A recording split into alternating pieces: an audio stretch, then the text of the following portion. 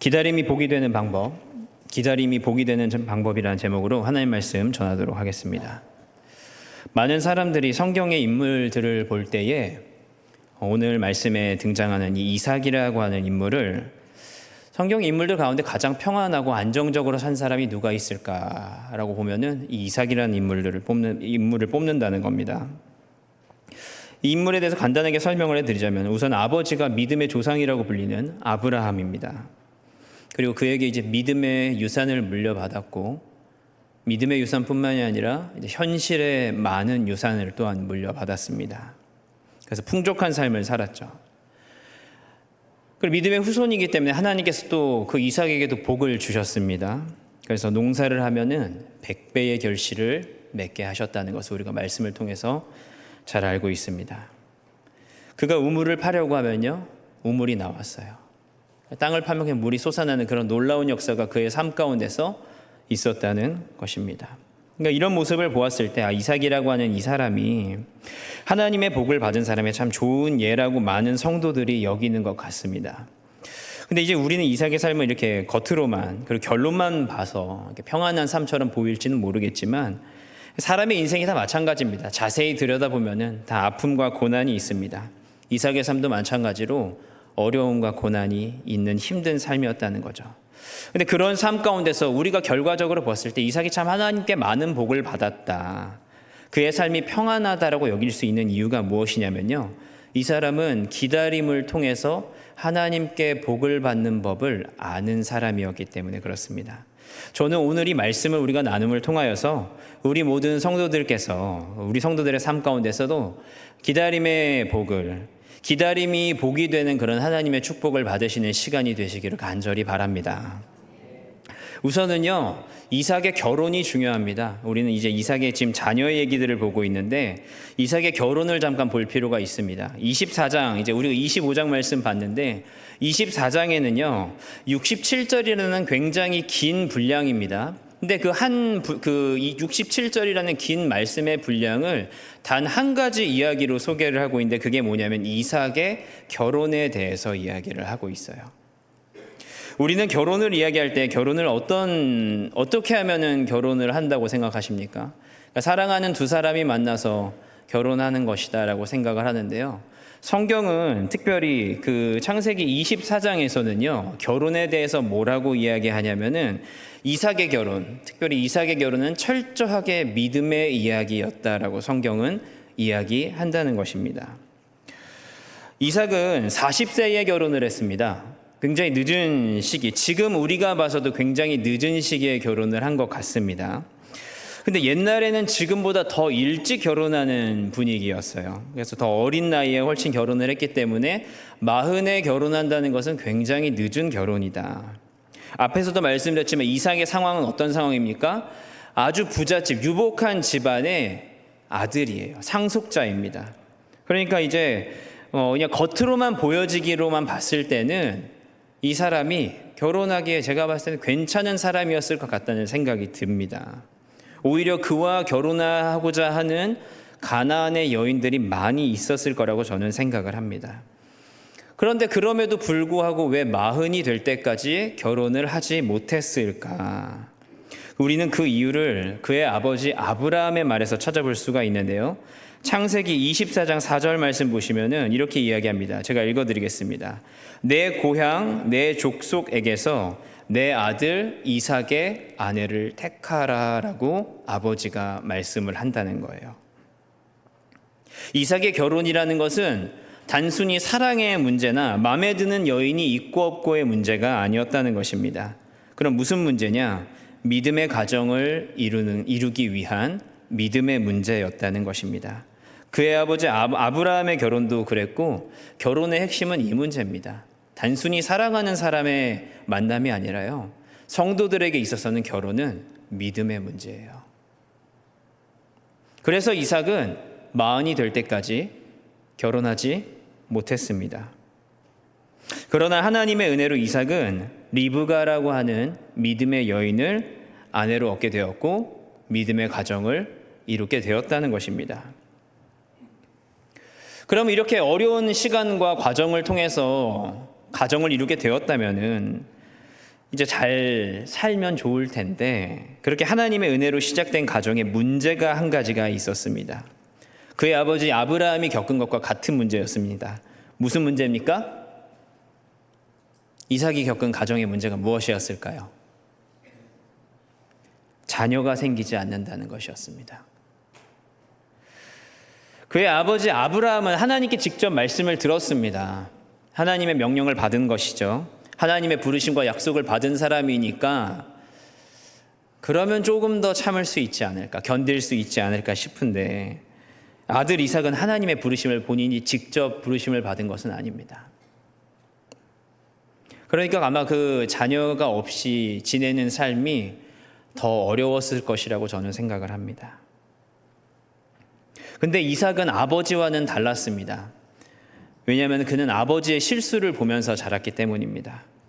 그리고 그 실수를 통해서 찾아온 문제를 경험한 당사자로서 아버지와 같은 실수를 반복하지 않았다는 것입니다. 그리고 그 잘못을 저지르지 않기 위해서 노력을 했다는 것이죠. 이걸 다른 말로 이야기하면요, 이삭은 자녀를 갖기 위해서 다른 인간적인 방법을 선택하지 않았다는 것입니다.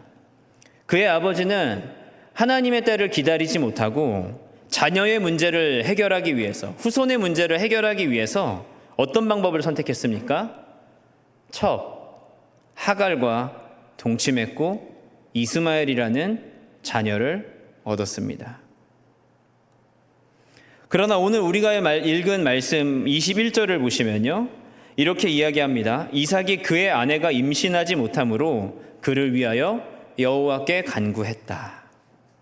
이삭은요, 이 문제에 대해서 아버지와는 다르게 오직 하나님만 바라보고 기도하면서 기다렸다는 것입니다. 근데 그 시간이 몇 년이었을까요?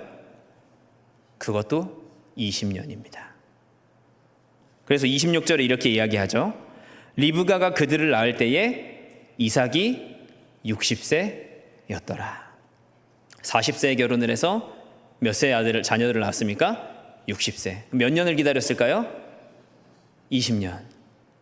만 초반에 3년은 신혼이라고 치고 그럼 적어도 한 17년 이상은 기다린 거죠. 근데 20년입니다. 그럼 그 20년은 어떻게 기다렸을까요? 오늘 말씀은 그가 기도하면서 기다렸다고 말합니다. 우리가 인생을 살다 보면요, 도무지 상식적으로도 그렇고 신앙 안에서 볼 때도, 믿음의 시선으로 볼 때도 도무지 이해가 되지 않는 일들이 있다는 것입니다.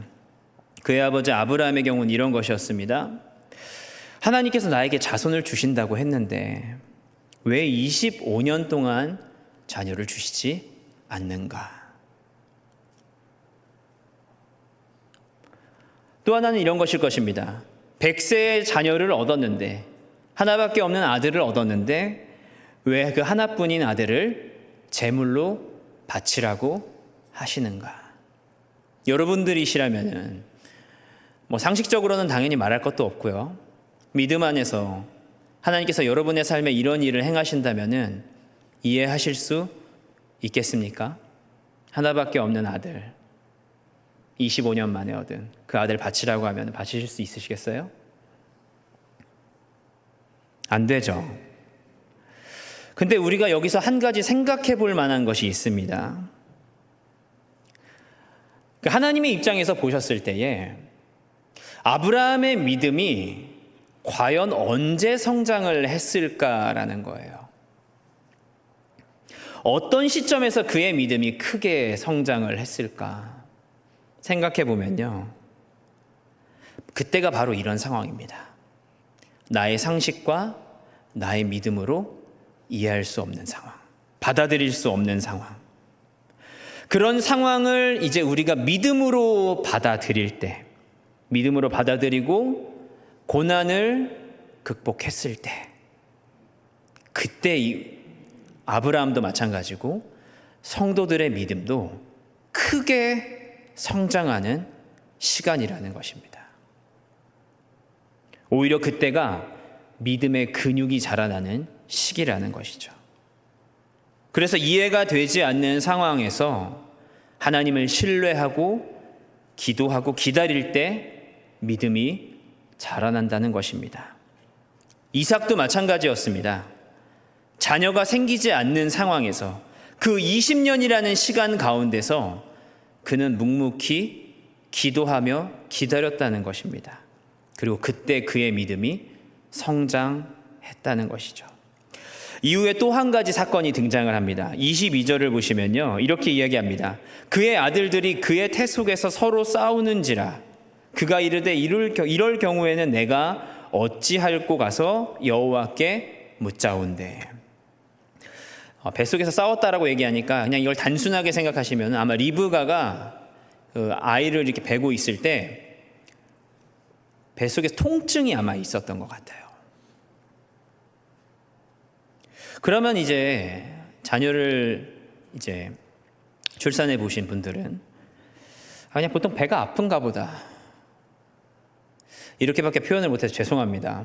저는 뭐 배본 적이 없어서 많이 아프다고는 하는데 그냥 배가 아픈가 보다 이렇게 하고 넘어가잖아요. 아니면 뭐 요즘 같으면은 뭐 병원 가서 검사를 받아봐야겠다. 이게 이제 보통 우리의 정상적인 반응, 정상이라기보다는 상식적인 반응이죠. 근데 리브가의 반응이 무엇이었냐면은 이 문제에 대해서 하나님께 물어봅시다, 이렇게 반응을 했다는 거죠. 그래서 22절 후반부 보시면은 그가 이르되 이럴 경우에 내가 어찌할꼬 가서 여호와께 묻자온대, 이렇게 이게 리브가의 반응이었어요.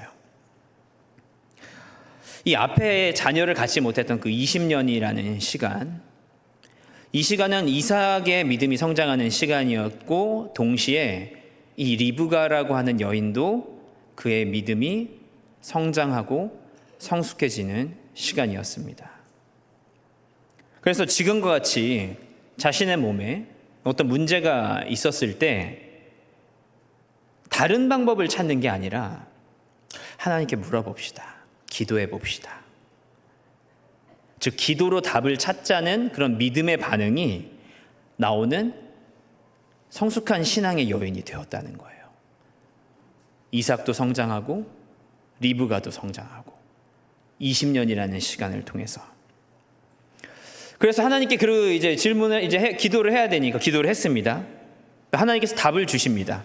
23절 말씀 보시면요, 여호와께서 그에게 이르시되 두 국민이 내 태중에 있구나. 두 민족 속이 내 복중에서부터 나누이리라. 이 족속이 저 족속보다 강하겠고 큰 자가 어린 자를 섬기리라 하셨더라 라고 하나님께서 말씀을 하십니다. 이처럼 우리의 삶을 좀 볼 때 우리의 눈앞에 이해가 되지 않는, 받아들일 수 없는 그런 상황들이 있습니다. 근데 그냥 넘어갈 수도 있어요. 그 모든 것을 우리가 사실 다 받아들일 필요는 없죠. 만약에 그 일이 뭐 큰 일이 아니고 사사롭지만, 그러니까 이해는 안 되지만 사사로운 일이라면 우리 넘어갈 수도 있을 겁니다. 대수롭지 않게 여길 수도 있을 겁니다. 근데 그 문제를 가지고요, 하나님께 물어봐야겠다라고 하면서 기도를 하게 되면요, 그 시간이 나의 믿음이 성장하는 시간이 되면서 동시에 내가 생각하지 못했던, 내가 알지 못했던, 내가 깨닫지 못했던 하나님의 크고 놀라운 계획을 알게 하시는 시간이 될 수도 있다는 거예요.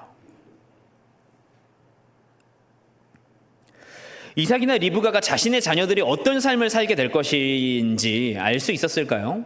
알 수 없죠. 뭐 바람은 있을 수 있겠죠. 행복하게 살았으면 좋겠다 라는 정도의 생각은 할 수 있었겠지만 당연히 모를 겁니다. 더 나아가서 하나님께서 이 자녀들을 통해서 어떤 일을 나타내실까, 그 하나님의 뜻과 계획을 알 수 있었을까요? 그거는 더 알기 어려울 것입니다. 근데 그것을 가지고 하나님께 기도하니까 하나님께서 어떻게 역사를 하십니까? 하나님의 숨겨진 뜻과 계획까지도 이들이 깨닫게 하시고 알게 하시는 놀라운 역사가 그들의 기도의 응답으로 나타났다는 것입니다. 그런 하나님의 뜻을 우리가 깨닫게 되면 어떻게 될까요? 더욱더 우리의 믿음이 성장해지고 성숙하는 놀라운 역사가 있다는 것입니다. 물론 우리의 마음 가운데 우리의 기도가 즉시 응답받고 싶은 마음은 있을 겁니다. 오늘 기도하면은 즉시 응답받기 원하실 것 같아요. 전달되는데 시간이 좀 걸릴 수 있으니까 하루 정도는 또 기다릴 수도 있겠죠. 요즘 택배도 하루 정도면 오니까. 근데 그렇게 되면요, 우리의 신앙이 굉장히 천박해질 가능성이 큽니다. 무슨 말이냐면 다른 표현으로 이야기를 하면은 하나님을 마치 도깨비 방망이 정도로 여길 수 있습니다. 그냥 물어보고 즉시 답을 얻는, 우리 하나님은 그런 분이 아니시죠. 그리고 또 그것의 결과는 뭐냐면요, 우리의 신앙이 절대 성장하지 않습니다. 하나님을 그렇게 여기면 절대 우리의 신앙은 성장하지 않습니다. 하나님께서는요, 우리가 기도하기를 원하세요. 더 나아가서요, 기도하면서 기다리기를 원하세요. 그 기다림을 통해서 우리의 신앙이 성장하고 성숙해지실 때까지 하나님 또한 기다리고 계십니다. 그리고 때가 되면 응답하신다는 거예요. 느헤미야라는 사람이 있습니다. 하나님께서 그에게 사명을 주셨어요. 하나님께서 그를 부르셨습니다. 그런데 그가 실제로 쓰임받기까지는 얼마의 시간이 걸렸는지 아세요? 약 4개월이라는 시간이 걸렸습니다. 하나님께서 오늘 나에게 만약에 오늘 밤에 찾아오셔서 내가 오늘 너를 통해서 큰 일을 행해야겠다, 그러고 가셨어요. 그럼 이제 우리가 할 일은 뭡니까? 무슨 일을 시키실까? 뭐 가방도 싸고 뭐 준비도 하고 이렇게 하겠죠. 그렇게 다 준비를 했는데 하나님이 그 다음에 나타나신 시간이 언제냐면은 4개월 뒤에 나타나신 거예요. 오늘이 며칠이죠? 9월이죠. 내년 초에 갑자기 또 나타나셔서 이제 쓰시겠다라고 하면은 어떨까요? 근데 느헤미야가 그랬다는 거예요. 내가 너를 쓰겠다. 알겠습니다. 준비하겠습니다. 4개월 동안 아무 말이 없으세요. 그래서 4개월 뒤에 나타나셔서 가자, 이제 말씀하시는 거죠. 근데 그 기다림이란 4개월이라는 시간을 통해서 그 느헤미야는 기도하면서 준비하고 기다렸다는 것입니다. 그리고 때가 돼서 하나님께서 그를 사용하셨죠. 이삭에게는 이스마엘이라는 형이 있었습니다. 이삭이 20년 동안 자녀가 없었다 그랬죠. 이스마엘에게는 몇 명의 자녀가 있는지 혹시 아십니까? 이스마엘의 자녀 몇 명인지 혹시 아시는 분 있으신가요? 굉장히 익숙한 숫자인데 12명이 있었습니다. 이삭이 자식이 없을 때 가장 먼저 비교하거나 생각할 수 있는 사람이 누가 있었을까요? 우선 형을 생각하겠죠. 형은 자녀가 12명이나 있는데. 성경에는 나와 있지는 않지만은 뭐 인간이라면 질투할 수 있습니다. 아쉬운 마음이 들 수 있겠죠. 저는 그래서 이 20년이라는 시간을 이렇게 생각을 하는 거예요. 그 20년을 통해서 하나님께서 이스마엘이라는 사람에게, 이삭이라는 사람의 이런 감정, 그 마음에 있는 그런 안 좋은 것들 다 빠져나가는 시간으로 그를 다루어 가셨다. 하나님께서는 이 기다림이라는 시간을 통해서 우리가 하나님이 아닌 다른 것을 의지하는 것을 철저하게 비워내는 시간이라고 저는 생각을 합니다.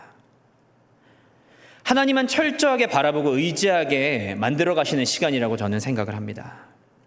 우리 안에 하나님이 아닌 다른 잡스러운 것들을 철저하게 비우는 시간이라고 저는 생각을 합니다. 이 문제는 하나님이 아니면은 절대 해결할 수가 없습니다. 오직 하나님만이 이 문제를 해결하실 수 있습니다. 라는 그 믿음이 우리 안에 충만할 때, 그때 하나님께서 일하신다는 거예요. 하나님이 정하신 그때가 되었을 때 하나님께서 응답하신다는 것입니다. 그래서 그런 면에서 이 성도들의 삶에 있어서 이 기다림이라고 하는 시간은요, 오히려 복이 되는 줄로 믿습니다. 이 시간을 통해서 우리를 하나님께서 믿음의 사람으로 온전히 세워가는 시간인 줄로 믿습니다. 그래서 우리 성도들은 이 사실을 빨리 깨달으셔야 합니다. 물론 빨리 되면 좋겠죠. 빨리 취직이 되고 빨리 결혼도 하고 빨리 자녀도 낳고 빨리 해치워야 할 일들 다 해치우면 좋겠죠. 그러나 그런 것들이 절대 우리의 신앙에는 도움이 되지 않는다는 것입니다.